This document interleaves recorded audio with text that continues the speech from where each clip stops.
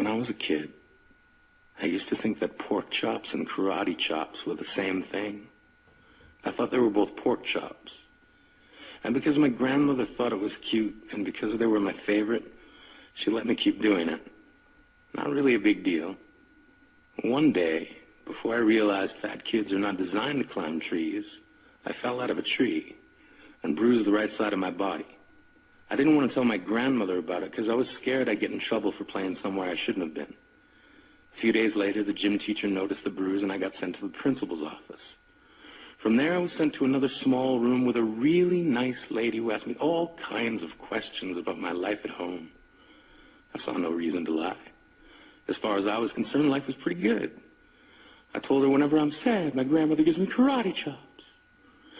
This led to a full-scale investigation, and I was removed from the house for 3 days until they finally decided to ask how I got the bruises. News of this silly little story quickly spread through the school, and I earned my first nickname, Pork Chop. To this day, I hate pork chops. I'm not the only kid who grew up this way. Surrounded by people who used to say that rhyme about sticks and stones. As if broken bones hurt more than the names we got called, and we got called them all. So we grew up believing no one would ever fall in love with us. That we'd be lonely forever. That we'd never meet someone to make us feel like the sun was something they built for us in their tool shed. So broken heartstrings bled the blues as we tried to empty ourselves so we would feel nothing. Don't tell me that hurts less than a broken bone.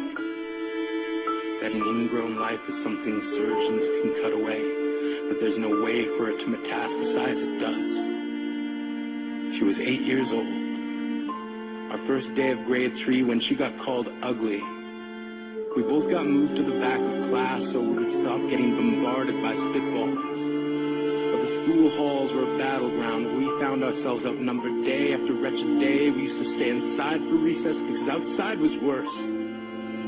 Outside, we'd have to rehearse running away or learn to stay still like statues, giving no clues that we were there in grade 5. They taped a sign to the front of her desk that read, "Beware of the dog."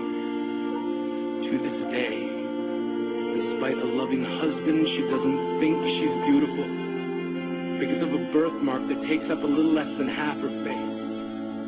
Kids used to say she looks like a wrong answer that someone tried to erase but couldn't quite get the job done. And they'll never understand that she's raising 2 kids whose definition of beauty begins with the word mom. Because they see her heart before they see her skin. Because she's only ever always been amazing. He was a broken branch grafted onto a different family tree. Adopted. Not because his parents opted for a different destiny. He was 3 when he became a mixed drink of 1 part left alone and 2 parts tragedy. Started therapy in 8th grade, had a personality made up of tests and pills, lived like the uphills were mountains and the downhills were cliffs, 4/5 suicidal, a tidal wave of antidepressants, and an adolescence being called pauper. 1 part because of the pills, 99 parts because of the cruelty. He tried to kill himself in grade 10 when a kid who could still go home to mom and dad had the audacity to tell him, "Get over it." As if depression is something that can be remedied by any of the contents found in a first aid kit. To this day, he is a stick of TNT lit from both ends. Could describe to in detail the way the sky bends in the moments before it's about to fall. And despite an army of friends who all call him an inspiration, he remains a conversation piece between people who can't understand. Sometimes being drug-free has less to do with addiction and more to do with sanity. We weren't the only kids who grew up this way. To this day, kids are still being called names. The classics were "Hey stupid," "Hey spaz." Seems like every school has an arsenal of names getting updated every year. And if a kid breaks in a school and no one around chooses to hear, do they make a sound? Or they're just background noise from a soundtrack stuck on repeat when people say things like kids can be cruel. Every school was a big top circus tent, and the pecking order went from acrobats to lion tamers, from clowns to carnies. All of of these miles ahead of who we were freaks. Lobster-clawed boys and bearded ladies. Oddities juggling depression and loneliness, playing solitaire, spitting the bottle, trying to kiss the wounded parts of ourselves and heal. But at night, while the others slept, we kept walking the tightrope. It was practice, and yes, some of us fell. But I want to tell them that all of this is just debris left over when we finally decide to smash all the things we thought we used to be. And if you can't see anything beautiful about yourself, get a better mirror. Look a little closer. Stare a little longer. Because there's something inside you that made you keep trying despite everyone who told you to quit.